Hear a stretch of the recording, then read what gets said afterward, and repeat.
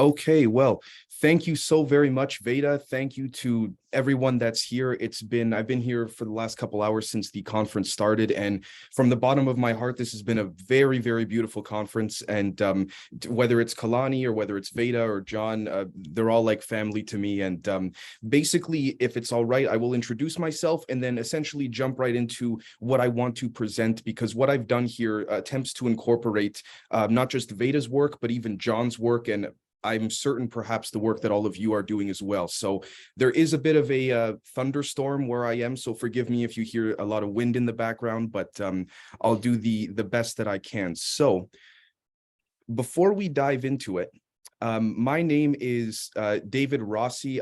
My pseudonym online is Dave Zed, in an attempt to sort of get the younger generation, the Generation Z or Generation Z, on board with a lot of these different topics, specifically pertaining to this idea of remembering who we are. But before I jump into that, I host a podcast called the Generation Z, spelled ZED podcast, in which is on YouTube, Apple Podcasts, Spotify, Podbean, as well as patreon.com/Generation Z. In the last year and a half, 2 years of my life, things have taken a turn for, I would dare to say, at this point, the better, with respects to, I have a consulting and contracting company called SALT LLC, which stands for Strategic Analysis and Assessment of Longitudinal Technologies. It's a very fancy way of basically saying I look at a lot of stuff that Veda's work directly is involved with, essentially, whether it's with other world governments or whether it's with private institutions or non-for-profits, you name it. So I think that hopefully this presentation may be a little bit surprising in a positive way for and to all of you. So let's jump right into it. But before we do, I just want to make sure here that everybody can see my screen. I just want to make sure that yes, I can yes, see. okay, perfect, thank you. So let's see here. So 1 second, sorry guys, I for some reason have, there we go.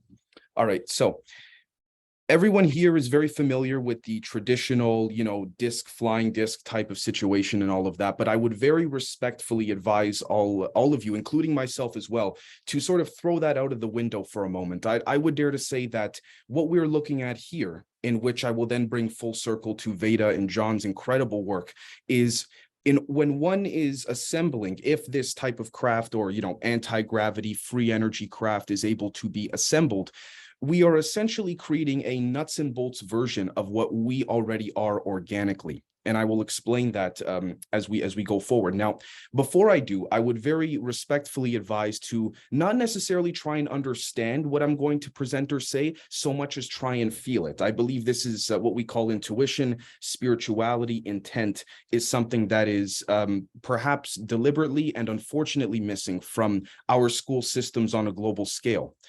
So with that said, I'd like to quote Dr. NIELS Bohr from over 100 years ago, in which he said, there are trivial truths and then there are great truths. The opposite of a trivial truth is plainly false, but the opposite of a great truth is also true. So this then begs the question of, are what we call disagreements, in fact, not necessarily disagreements, but very vital to attaining different perspectives of the same object, material, you name it?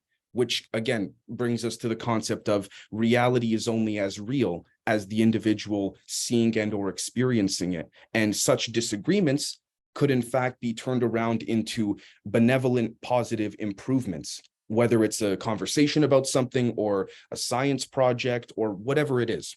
So to understand what we call as alleged UFO, UAP craft, in my opinion, we first must understand ourselves with respects to the different chakras of the body and the different concepts over the many, many thousands of years, perhaps even farther and longer than that, regarding the way in which our bodies seem to work and how our bodies may in fact be quote unquote magical. Again, it's all relative with the labels, but you all see what I mean. So the question becomes, what does this say about intent?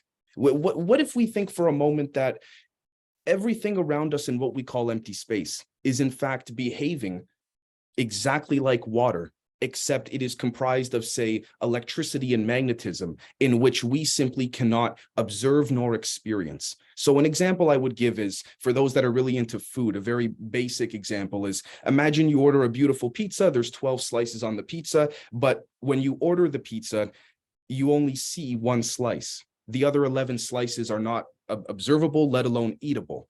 I would dare to liken that to the reality in the world we are living in right now.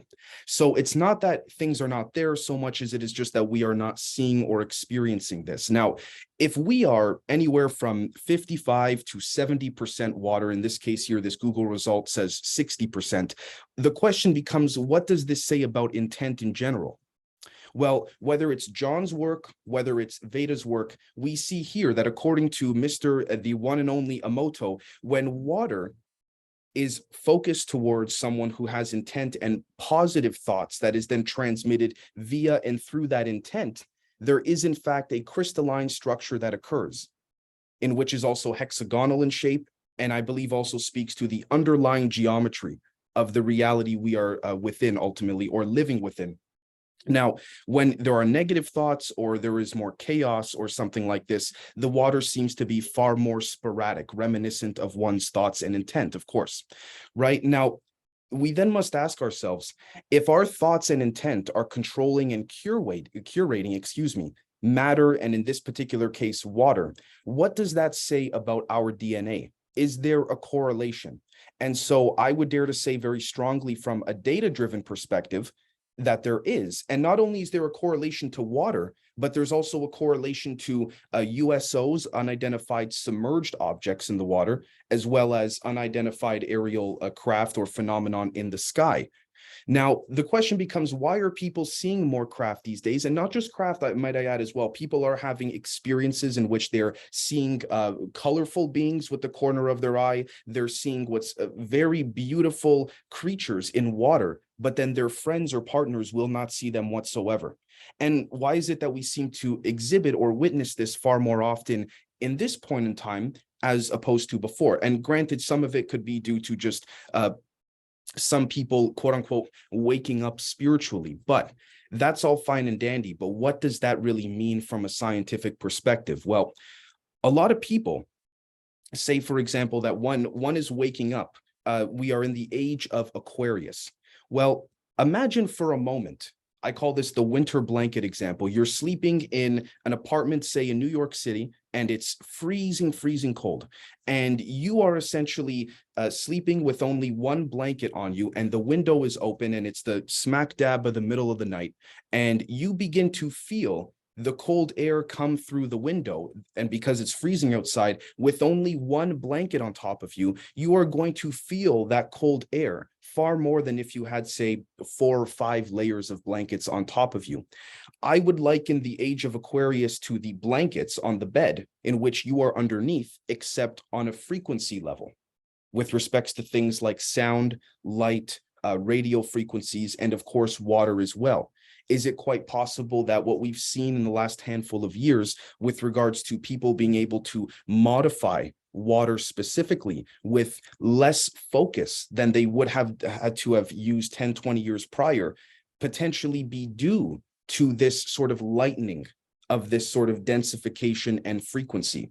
Now, what's interesting about all of this is that regardless of the culture, there seems to be, over the many tens of thousands of years, a very peculiar historical pattern with regards to this concept of what we call pine cones kissing, many different ways that we can label this as vectors, touching each other, whatever you would like to call it. And I would like to thank very much Mr. Kalani for bringing up hydrogen so adamantly, because the image on the far right-hand side we are looking at here is the quantum, we could say, aspect or viewpoint of the ground state of hydrogen.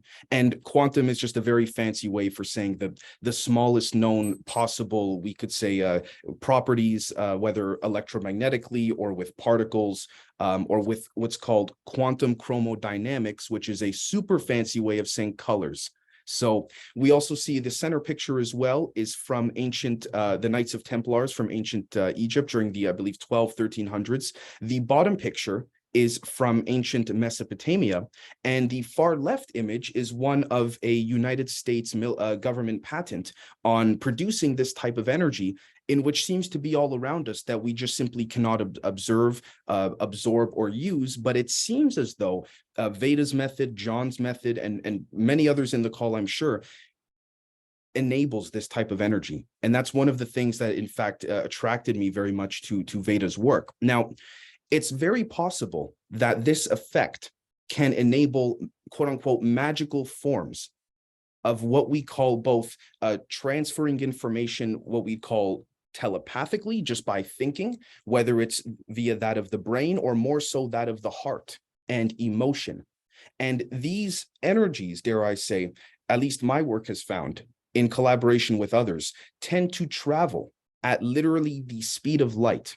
So it would not matter if what one is trying to do, whether it is with their intent or with their, again, thoughts in a different form, is done on water or done on any type of material, because as a matter of fact, we are providing that power source. And in doing so, we are then working with this ether, if you want to call it, this sort of empty, sort of a full space in which we cannot observe, of beautiful, beautiful waves that are electromagnetic instead of that of H2O. Now, what's interesting about all of this is that if we were to look at a practical example of this effect, what we would find is that when the craft of any type of craft are taking off, these alleged craft, they are producing, although we cannot see it, they are producing a double helix type propulsion situation, precisely identical to the way in which water behaves, and essentially the dynamicism of water tends to perturb and move and act and all of this. So we are essentially creating a nuts and bolts version to a large degree of ourselves, and I will provide much more evidence to potentially substantiate this. So this is where I really do believe, in which I don't want to be premature in announcing anything, but Veda and I have worked together on some projects to substantiate this, both from a numbers angle and from even a philosophical angle, is that what we're looking at in the image here in the center is one of Veda's incredible results. What we're looking at on the right-hand side, the top right image, is something that in my line of work is called quantum electrodynamics. And on the bottom right is something called Feynman scattering operators, a much fancy way of basically talking about the quarks that Kalani was discussing earlier. Now, what's interesting about all of this, I found, and I really have to give the credit to Veda here, is that Veda's work has shown me that nature is essentially telling us or giving us the blueprints for how these underwater craft, even above atmosphere into perhaps space craft, operate with regards to nature is just telling us or giving us the blueprint and saying, go model it. So let's go model it, or let's go build it rather, excuse me. I also believe as well that philosophy without science is like a seed without water. They must go hand in hand. Trying to force anything in any other regard or direction or fashion would be completely contradictory to what Mother Nature has literally attempted to hand us, excuse me. So the question then becomes, is empty space really not that empty after all? Does it in fact behave like an ebb and flow sort of fluid or liquid? And is it possible that these invisible waves exist infinitely all around us? But not only that, the question also becomes, could our intent change, manipulate, or affect these waves? And is there in fact a direct result of this that could, again, substantiate such? I firmly believe indeed that there is. Before we get into some of the visuals that I have provided on how, for example, John and Veda's work may in fact literally operate, we'll take a look at some very quick papers out of Europe, which has to do with modifying one's DNA just by thoughts. No chips in the brain, no nuts and bolts stuff, none of that. Purely through thought and intention. We see specifically on the right-hand side of this image, the intention of an individual's brain harmony begins to modify with both winding and unwinding of the DNA of a person. And also, they do not need to be close to each other. Distance is not a factor in this particular regard. We find as well that there is a sort of heart and mind harmony in which must be induced in order for this effect to occur. And again, this particular paper by Ezio Gagliardi and Gina Mondini was done over a multi-year experiment with many dozens of people, different test subjects, you name it, of individuals. And so the data seems to be fairly solid. But in addition to that, we see as well this concept of constant rings and vortexes, particularly within water as well. We see that there is, in fact, a direct connection between one's thought, what they think, where they're looking to put that thought towards, and how quickly they're looking for that thought to then be manifested, which then manifests in the form of what we would call spirals, rings, vortexes, you name it. A prime example literally being within that of nature in and of itself. Whether it's with your dolphins, whether it's with, I mean, you name it, it's just very beautiful. This is also part of what I speak to when I say that nature has provided us the blueprints. We just have to figure out sort of through brainstorming the, not necessarily right way of doing things, but ways in which nature would agree with us to enable these effects to then be scaled up on a grander scale. So with that said, we see these spirals not just within mammals as well. We see this ultimately all around us. Many people have also proposed that what we call straight lines are not straight lines at all. They're in fact spirals that make up much larger spirals that appear to us as what we call straight lines, which is an interesting thought to me, at least. Now, with that said, there is strong data in which I have been working on behind the scenes, particularly with Veda and her work, to show that with respect to the human chakras being essentially very similar to that of a Kundalini experience, in which we speak to this idea of grounding oneself and then having an electric resonance build up within the human body, lock in with the hydrogen bonds of the water, the water in which we are made up of, work its way up the chakras to the very top and final chakra, and then one's intent decides which way, and we could say direction, that person's information packet, or what we would call thought, would go towards. Now, if that thought is going towards a material, or in this case, a fluid, that could resonate, literally by definition, lock in some of its hydrogen bonds, in which are, again, crystalline in nature, to then lock in as well with the intent that is being emitted from the top chakra of the body, then it's actually very possible this could indeed work, and has worked and has been replicated, not just with VEDA'S work, but in laboratories all around the world. Now, unfortunately, speaking to what the great Mr. Kalani had said earlier, there has been an attempt to suppress a lot of this work. One of my objectives and goals in my life is to bring a lot of this, all of it out as much as humanly possible that I can do. But the idea essentially would be, before we move on, is there is an electrical buildup within the body. It's not that far out there to say that, again, we as humans are a natural organic conductor, so to speak. There's an electrical buildup, and then once that buildup is at the very tip of we could say the pineal gland, or the very top chakra, there is then an emission from basically your thoughts and your mind, and it then locks in with your biofield to then, just like a surfer riding water waves, what then happens is this information packet then rides the magnetic, what we call flux lines, or the magnetic lines or waves that are all around us that we cannot experience or observe, but they're there. Just like the pizza example, just because you can only see one slice doesn't mean that the other 11 are not there. With that said as well, one thing I'd like to point out, and I would like to address this with respects to John's work specifically that we just saw. Perfect timing, by the way. Thank you, John. It was a beautiful presentation. We see that John's work has shown different layers, or what we'd call in my line of work, different densities of these crystalline structures. Some seem thicker than others, some have different designs, you name it. So to provide an example from a very, very quantum, but also fundamental level. I personally believe the most complex concepts are actually the most basic ones, ironically enough. If we think of, on the right-hand side here, the right-hand side image, a stack of books.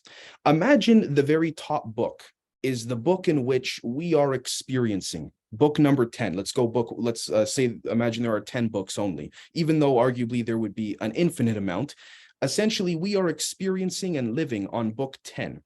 What John's work seems to have shown implicitly is that there may be, we could say, sub or hidden information structures that come out visually, say on book 6, book 5, in the stacks below.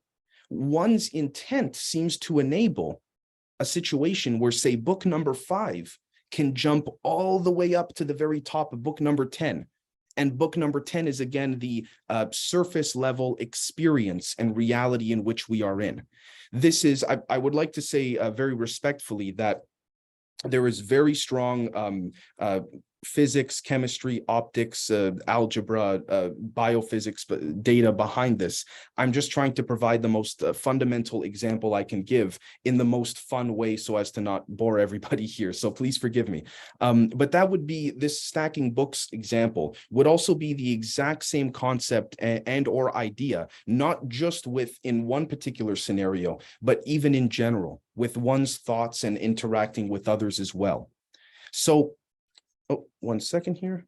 There we go. We then have to ask ourselves, what are, to a certain degree, extraterrestrials? And the reason I incorporate this is because a lot of people have talked about experiencing things near water, whether it's seeing a craft or even, dare I say, seeing beings walk out of the craft. And regardless of what the beings look like, there's, you know, the typical little gray guys. There's the ones that are claimed to look just like us. We can't tell the difference.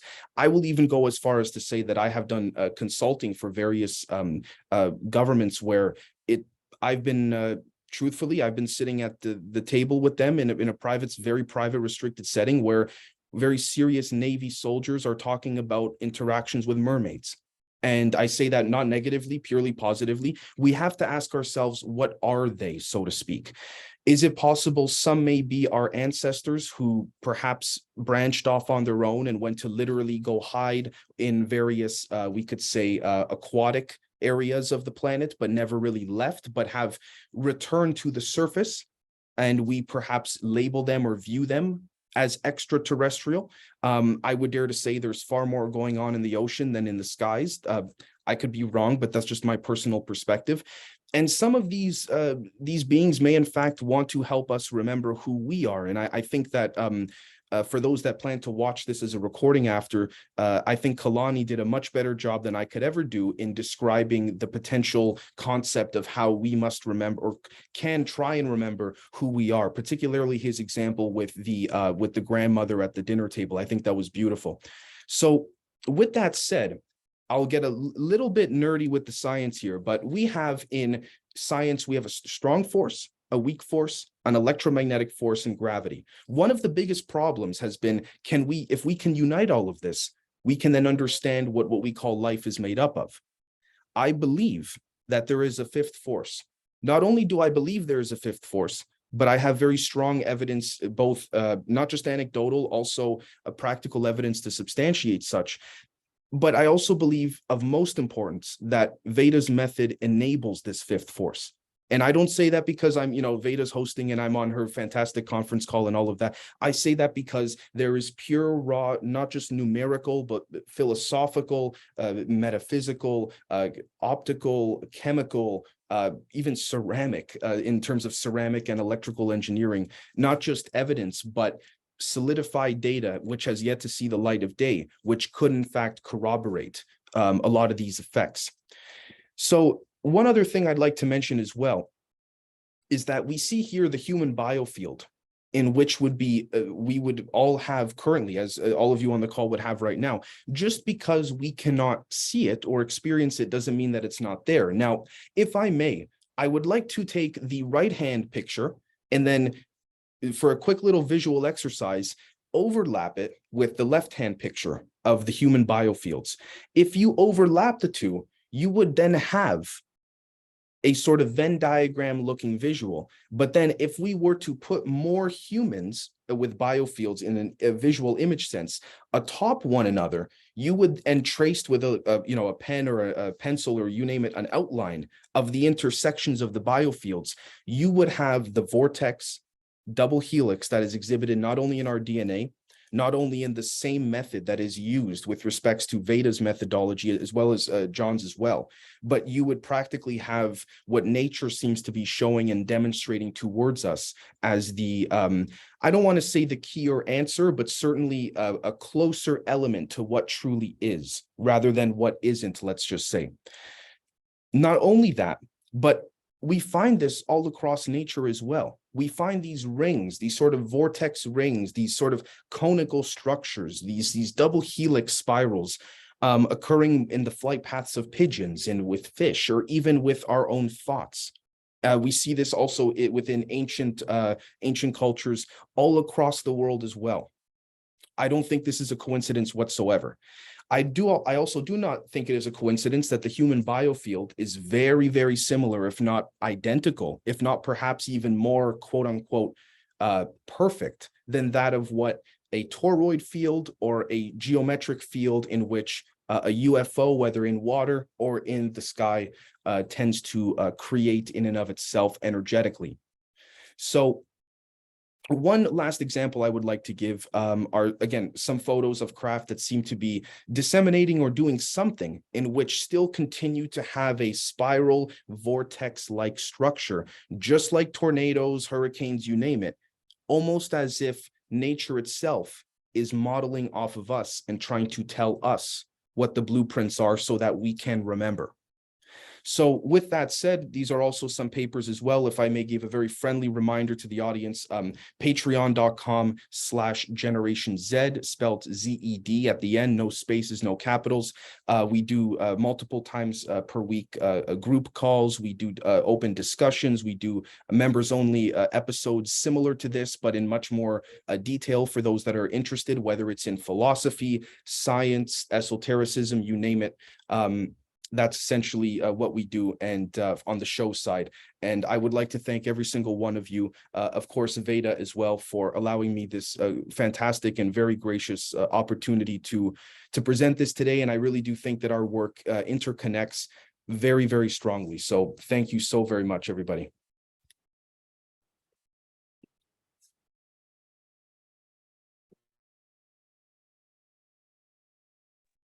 VEDA, you're muted. Right, that might help. I do want to thank you so much.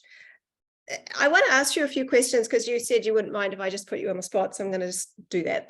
There are and I just want to ask your opinion, and maybe you can or you can't share some stuff, I don't know. But as far as extraterrestrial life goes, in your opinion, where would they mostly be found on Earth?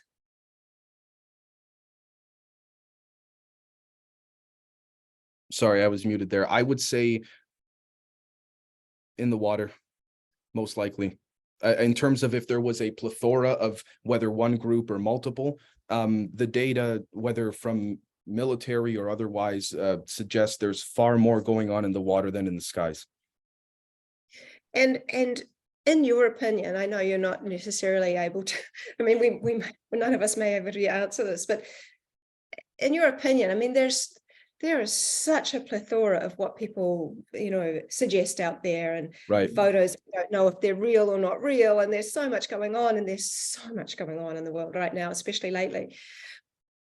What do you think do you think that there are various different types of extraterrestrials who have different kind of ideas around what they're wanting to impart on humanity or on the Earth? For example, are they trying to integrate and upgrade our society, or is there a more untoward thing? And I've heard that there have been interventions where humans have tried to pretty much blow up the Earth, and they've been stopped unexpectedly. What are your thoughts around that?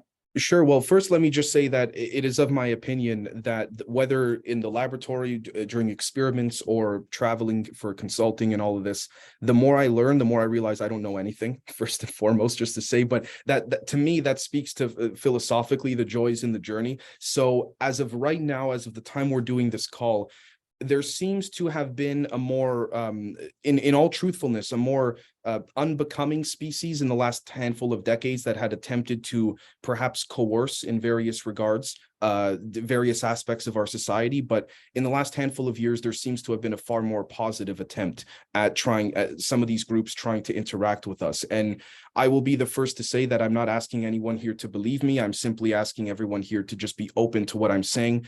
There's strong data that goes as far as to say there are beings that have literally what you'd call cat-like faces, but humanoid bodies, things like this. The vast majority of them that seem to reside within the water, within the bodies of water and our oceans, as we call them, seem to want the betterment of not just our species, but by bettering our species, they're by definition bettering the planet in that particular regard.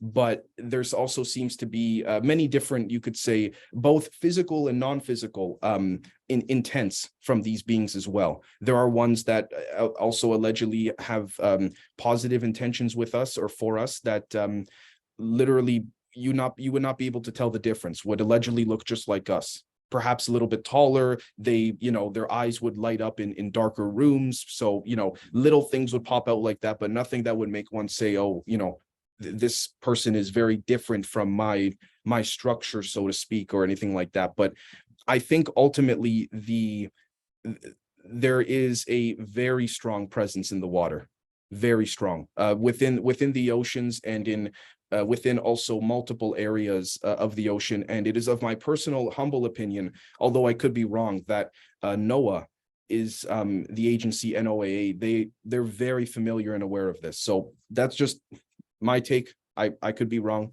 but thank you. I really appreciate that. And people are asking just about how to contact you. When I send the recording, I'm going to send everybody's contact details out with the recording.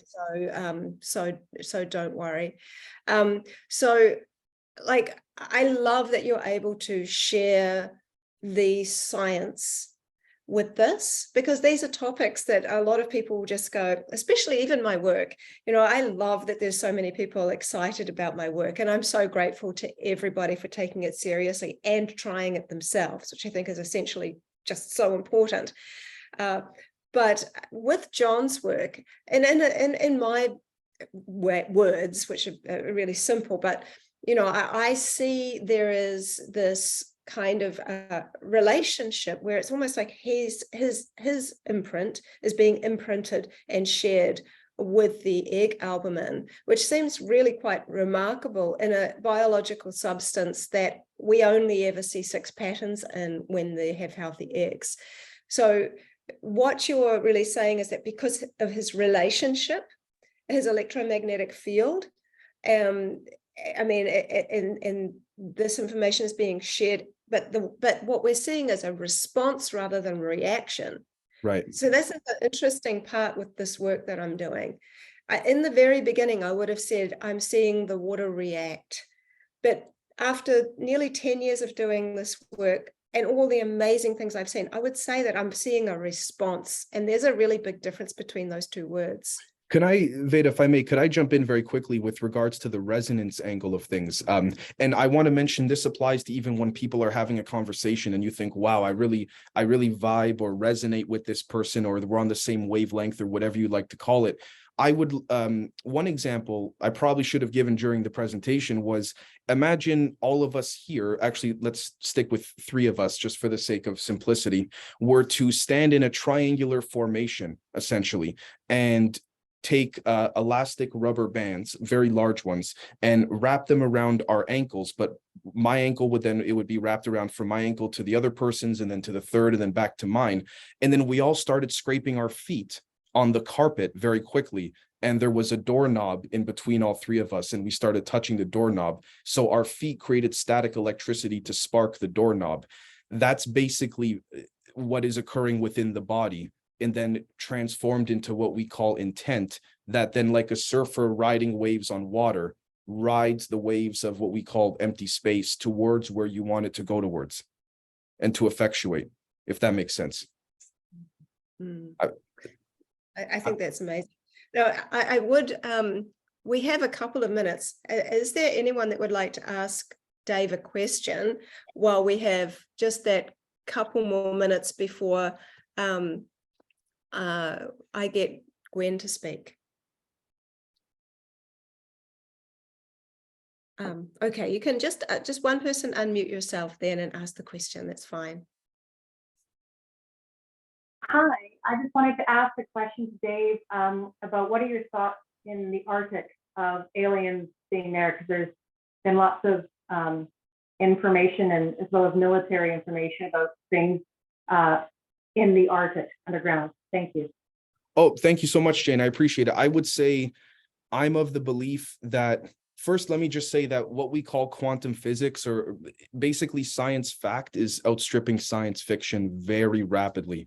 I would say that when we look at the Arctic or the poles, regardless if it's the North Pole or the South Pole, if we were to envision the planet as a magnet, so to speak, with each end having opposing magnetic forces, what we would have is, imagine, if we go back to that book example, not just one bar magnet, which would represent our reality, but an infinite amount of them stacked. So the reason I say that is I am of the humble opinion that going towards these poles may enable a form of going to other realities, or perhaps even inside of the planet itself. There's been a lot of speculation that the planet is a more hollow than we may think. So I think, in fact, that the poles, and particularly the Arctic, there is something there. There's actually footage from the 1960s that I bring up on my Patreon, where we show, in fact, news reporters were going to the Arctic, and there was a particular point where all of a sudden the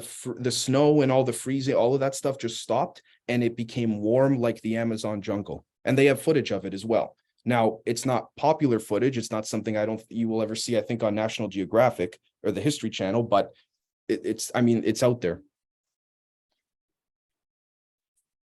Hi, Hopefully. Dave. How do you think that EMFs and PEMFs play into this? Sorry, Cindy, thank you. When you say PEMFs, what do you mean by P? Positive electromagnetic fields. Oh, it neutralizes the EMFs and the dirty electricity. Sure. I think, for example, the same way that we see someone playing like a harp, like an instrument, I think that electromagnetic and EMFs and PEMFs are a form of enabling a plucking of one of those strings that essentially create like a ripple effect, so to speak. Same way you drop a rock into a pond of water and it ripples consistently. It also speaks to Pythagoras' 2-to-1 octave ratio as well. I think there's a direct correlation. I think basically there's this, I've done some work privately for groups where there's this idea that the ether, so if we are bathed in this electromagnetic fluid, there's not just one ether. One layer is electromagnetic. There's another one that is in fact consisting of colors. There's another one consisting of sound, acoustics, and they all are connected, but they're also not simultaneously. But to bring it full circle, EMFs and PEMFs essentially can tap all those layers. The same way you'd pluck one part of a string on a harp, and then it would vibrate all the way down. Okay, cool, thanks. Thank you. We can have one more question.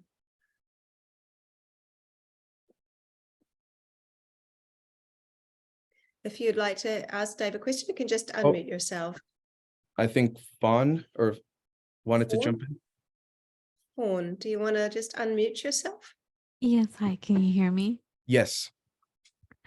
Thank you so much for everything today. I was wondering if you are familiar with Dr. Stephen Greer's work and what you think about what he's saying. I think ultimately there's multiple, first off, I am familiar with his work. I'm familiar with people that are close to him as well, including also other groups out there as well, whether it's Mr. Elizondo or many others too. I think just like, I think what we're looking at here are multiple paths to the same finish line. I don't necessarily think there's a right nor wrong direction to go in that regard, but I think again, in all of these areas, healthy skepticism is very good because it leads to growth. So I saw someone else bring up, am I familiar with 0-point energy? That's essentially what I would dare say I specialize in, so to speak. So yes. Yes. And can you just walk 5 minutes on 0-point energy for us?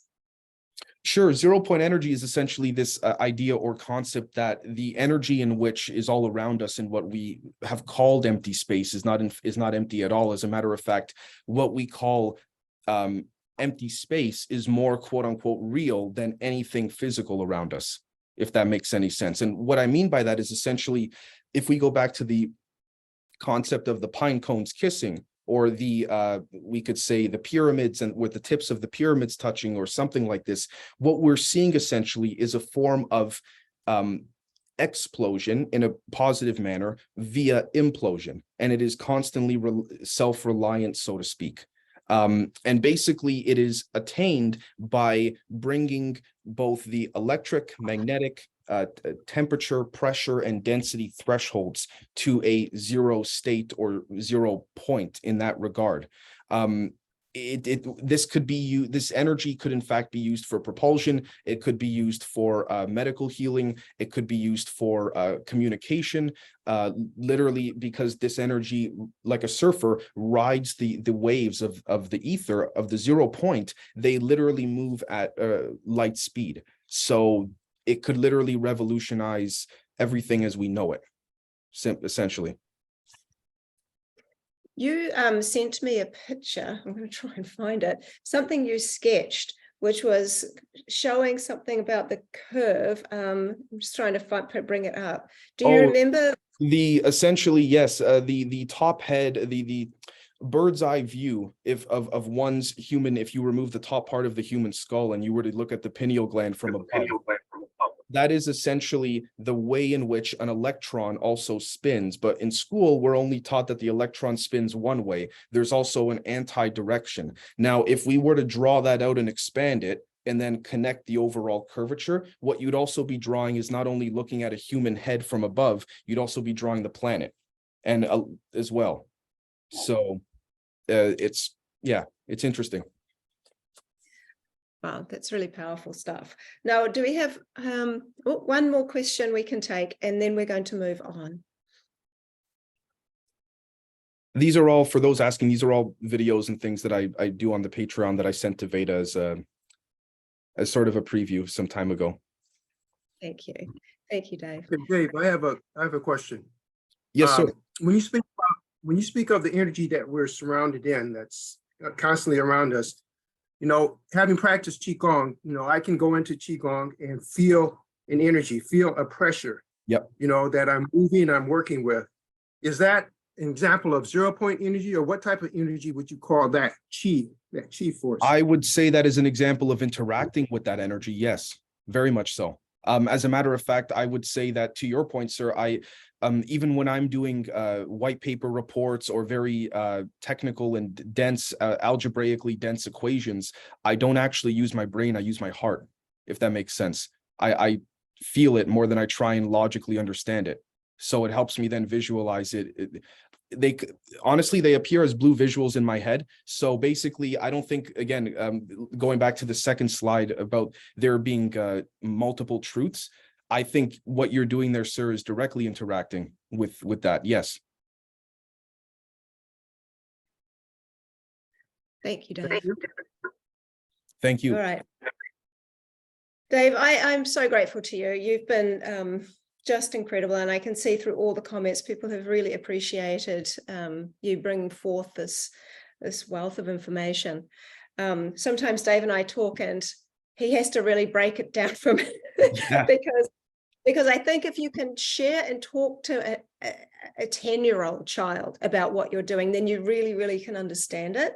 And I think that these kinds of topics need to be shared with people so that they can understand it and understand how it relates to them. It's kind of interesting you were talking about craft as well as our own bodies, because there's certain practices, especially with Drinvalo Melchizedek, talks about the body as kind of like a giant toroidal field, and that it's actually a craft itself, and that we can utilize it in these kinds of ways if we understand it and tap into various different energy planes and fields, I think. So there's a very rudimentary way of saying it, but it's interesting to hear you talking about it in that way. If I could say one last thing, and then I'll permanently shut up, I guess. A lot of people seem to be, not in this call, but in general, a lot of people seem to be, when it comes to UFOs or seeing even things in the water, they seem to be very focused on what it is in an external sense. What's the material made out of, or this or that? I would respectfully advise to not even focus on that, but focus on how you interpreted the event, because to understand yourself is to then understand everything that occurs externally. But you have to start internally, if that were to make sense, so to speak. But that, I could be wrong. That's just me. So that's beautiful. Yes, somebody said it's a quarter Merkaba. Of course it is. Thank you for that. Okay, Dave, thank you. I really appreciate you, and I will send the links to how people can contact you with